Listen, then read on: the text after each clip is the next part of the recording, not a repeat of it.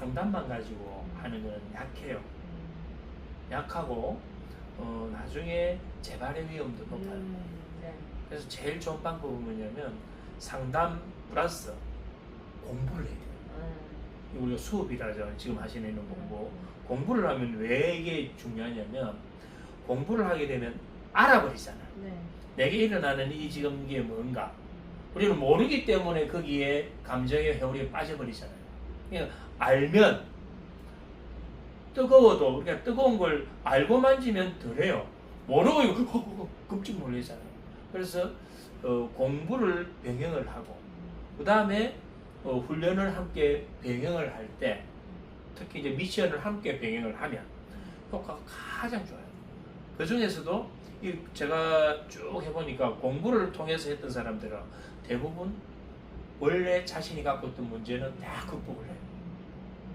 극복할 수밖에 없지. 공부를 했다는 건 이미 내 안에 그와 관련된 다양한 회로를 쿠션 다리를 쭉 많이 만들어버린 상태가 되니까 웬만한 게 들어와도 그걸 충격을 안 받은 건 이상한 거지. 뭔가 들어오면 받긴 받아도 그 전에처럼 이제 내 삶을 힘들게 고통스럽게 하는 정도는 아닌 얼마든지 뭐 그런 거지. 그럼 일반 보통 평범한 사람들과 같은 수준입니다.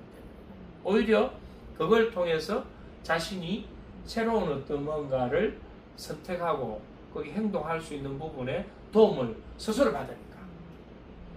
제일 좋은 건 공부예요. 학문적인 기법이나 이론 거기에 매몰되지 않고 그냥 사람을 만나서 그 사람에 대한 그걸 계속연이라니까 이 변화가 확실히 강하게 오더라고요.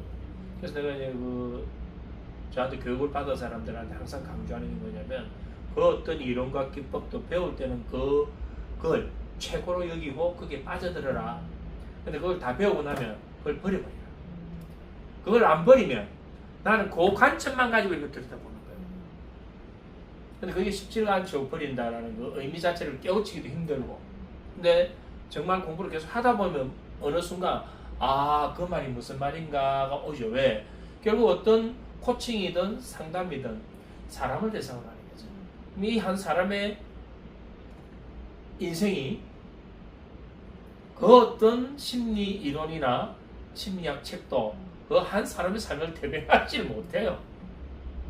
그냥 학자들은 자기 영역에서 자기 관점에서 그걸 연구해서 어떤 훌륭한 업적을 낸 거고, 그럼 그건 우리가 활용하는 하나의 소재나 도구지 우리가 거기에 들어가서 그 관점에서 빠져버리면 안 된다는 거죠. 수용한 이론이나 기법 어떤 그 학파 이런 데 들어가면 편해요. 그걸로 봐도 다 같거든. 쉽게 하면 우리가 종교를 가졌다면 기독교적 관점에서 보면 그게 다 옳은 거예요. 불교적 관점에서 보면 이게 또 다 옳은 거예요. 신체를 운영한다라는 게 처음에 설핏 와닿지는 않을 거예요. 잠재의식이 신체를 운영한다. 우리의 이 건강한 상태, 활력 있는 상태를 어디에서? 잠재의식에서 운영한다. 만약에 우리 뇌에 잠재의식이라는 특정한 어떤 그 부위가 있는 게 아니잖아요.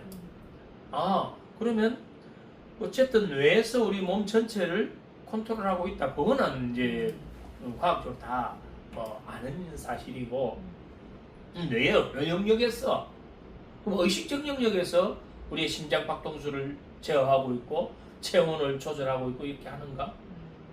배고픔을 알아차리고 배가 부르면 배가 부르다는 걸 알아차리고, 물론 그런 기능들은 우리 신체 장기에서 독자적으로 다 그 기능들이 일어나고 있죠. 근데 이 전체를 어떻게 그러면 컨트롤하는 건 뭔가? 그게 바로 잠재의식이다. 내가 알아차리지 못하는 가운데서도 우리의 잠재의식에서 우리 몸 전체의 운용에 관여하고 있고, 그걸 가장 건강한 상태로 유지하게 만드는 게 우리 잠재의식에서 하고 있기 때문에 가능하다. 자, 그렇다면 이걸 가지고 이제 한번 보자. 우리의 잠재의식에 만약에 부정적인 정서가 꽉 깔렸다. 그것이 우울이었던, 불안이었던, 공황이었던 그런 것들이 우리의 잠재의식에 쫙 깔렸다.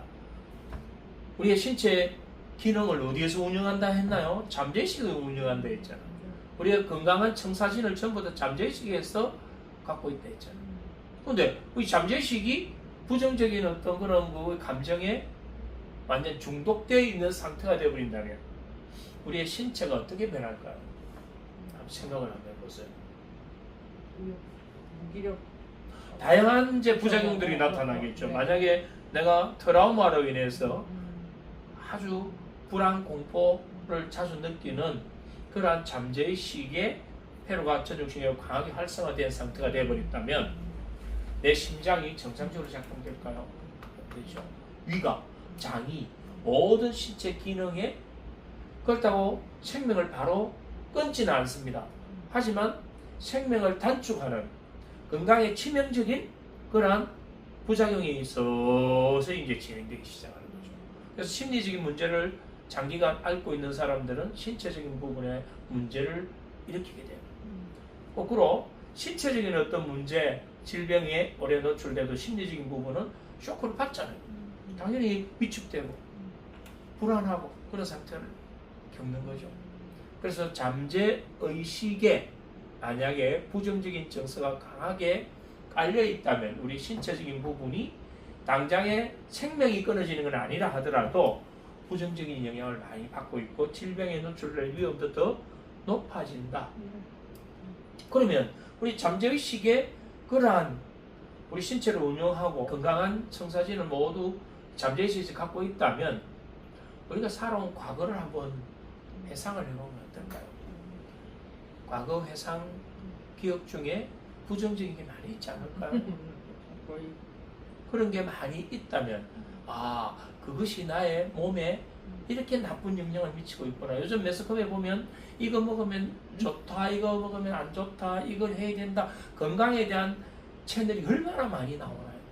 근데 그보다 더 중요한 게 뭐냐면 우리의 정신건강이에요. 왜냐면 신체적 질환의 80%가 심인성 질환이라고 하거든요. 그 말은 무슨 말이냐면 우리의 잠재의식에 좀 더 건강한 상태, 활력 있는 상태를 만들어 놓으면 그 80%의 질병에서 해방될 수 있다. 그러나 질병이 오더라도 약하게 올 수 있다. 그럼 대단한 거 아닌가요? 근데 그런 부분들이 우리는 많이 좀 놓치고 있죠.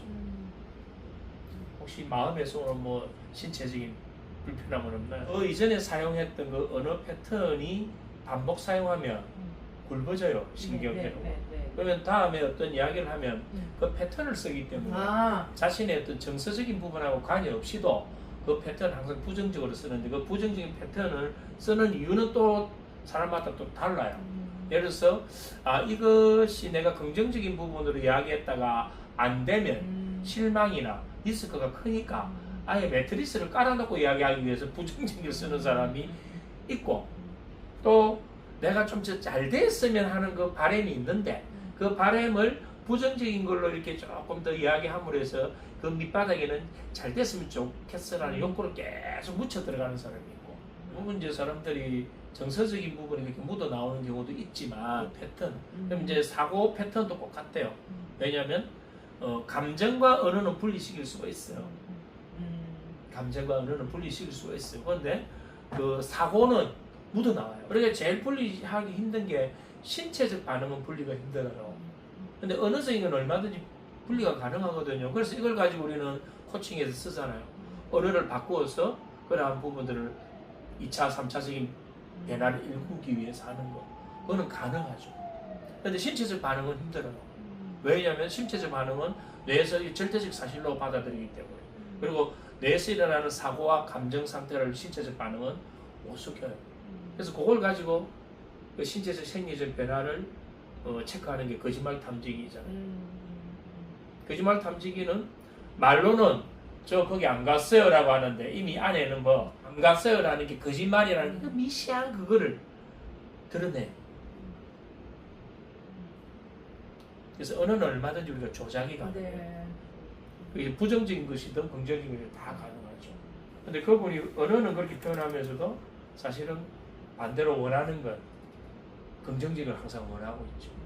의도는 자신의 안전, 때로는 그 연막 작전을 쓰기도 하고 어떤 식으로든 내가 이렇게 표현함으로 해서 내 자신이 있게 될 데미지를 최소화시키는 거예요. 많이 가지고 있고 여유가 충족해 있는 상태라면 그게 또 자랑으로 바뀌어버리죠. 힘든다. 어렵다는 걸 내포해서 지금 던지고 있는 거죠. 그래서 내가 이렇게 힘드니까 다음에 어떤 상황 되면 날 도와줘야 돼? 라는 게 있을 수도 있고. 그 어떤 것이든 간에 답은 간단해요. 자신을 좀 더 합리화하고 정당화하고 자신이 좀 더 유리한 어떤 선택이 될 수 있는, 그래서 더 핵심적으로 딱 끄집고 올려오면 안전과 생존에 유리한, 그게 부정으로 쓰는 것도 긍정으로 쓰는 것 똑같아요. 어떻게 보면. 그래서 어느 패턴은 저 부정적인 사고가 어느 패턴을 쓰는데 그 내막의 긍정적 의도에는 자신을 지키기 위한 부분을 저렇게 지금 매트리스를 까는 거구나. 신체를 보존하면 통합성을 유지한다. 통합성이 다른 말로 하면 전체성이 됩니다. 우리 전체성은 몸과 마음의 전체성이 있을 수도 있고 몸 안에서도 내 맥박과 다른 장기와의 어떤 이런 통합성이 있을 수도 있고, 우리 몸은 어느 것 하나 독자적으로 분리된 건 아무것도 없습니다. 모든 게 다 복합적으로 전체성으로 통합성으로 작동되고 있거든요. 심지어는 내가 오른쪽 발가락 엄지가 발톱이 빠져버렸다. 그러면 이 발톱 빠진 이 하나가 그냥 엄지 발톱 하나 빠진 것밖에 안 되지만 뭘로 지금 움직이고 있습니까? 통합성으로 작동되고 있기 때문에 이 움직임 하나가 일단 발목 전체 발의 기능에 이상을 일으키고 이것이 무릎에 분명히 또 부정적인 영향을 미치고 그러면서 허리가 뭔가 균형을 잃어가고 골반이 비틀리게 되고 그러면서 그것이 내 장기에도 이 아픔이 전해지니까 뭔가 소화가 잘 안 되는 상태를 만들기도 하고 이것 때문에 심장박동이 더 빨라지기도 하고 그것이 또 내 심리적으로도 뭔가 조심스럽게 만드니까 신체 행동을 더 위축시켜버리고 모든 협업 자체의 밸런스도 깨져버리는 거예요. 그래서 그럴 때 요거 하나 때문에 뭔가 찔퍽찔퍽하게 된다든지 이거 하나 때문에 내가 모든 부분에서 제어되어 버리는 상태. 이걸 우리가 운동선수들을 상담하고 코칭해 보면 많이 나오거든요. 만약에 운동선수가 특정한 어떤 트라우마 기억이 하나가 있으면 경기장에서 그 트라우마 기억과 관련된 작은 단서 하나 탁 들어오더라도 자신도 모르게 이 트라우마 기억은 잠재의식이에요. 잠재의식에서 그 과거의 트라우마 경험을 재현시켜버려요. 이건 뭐냐면 통합성으로 작동되고 있기 때문에 그런 거예요. 통합성으로. 그러면 이거 하나가 지금의 내가 경기하는 데 있어서의 이 현실과는 사실은 관계없는 건데도 몸 전체의 협업은 결국 뭐냐면 유연성이 있어야 되거든요. 유연성이 있어야 몸 전체가 협업이 되죠. 내가 춤을 잘 추는 것도 유연성이에요. 그 유연성은 결국 협업이고 협업이 안 되면 춤이 어떻게 될까요? 그러니까 좀 뭔가 어색해지잖아요. 그럼 스포츠에서 특정한 어떤 동작을 수행하는 데 있어서 거기에 협업을 방해하는 경직 상태, 굳어진 상태가 나와버리면 깨져버리죠. 그래서 자기가 갖고 있는 평소 실력의 10분의 1도 못 쓰는 상태를 만들어버리죠. 자, 이런 것들을 우리가 일상생활 속에서도 얼마든지 경험할 수 있는 거 아닐까요? 이런 것들을 결국 어디서 하고 있다? 우리의 잠재의식에서 하고 있는데 그러면 아까 이야기가 똑같잖아요. 내가 잠재의식이 부정적으로 또는 어떤 심리적으로 문제가 있는 그러한 기전이 잠재의식이 계속 가동되고 있다면 내 신체의 전체 통합성에 문제가 생긴다. 그럼 우리가 얼굴 표정 하나 보고 그 사람이 말하는 거 하나 보고 그 사람이 행동 하나 하는 거 봐도 저 사람은 전체성에서 뭔가가 구멍이 나 있거나 빠져 있구나. 그러니까 상담이나 코칭할 때 이제 그걸 캐치해낼 수 있는 능력이 이런 것에서 찾을 수 있어요.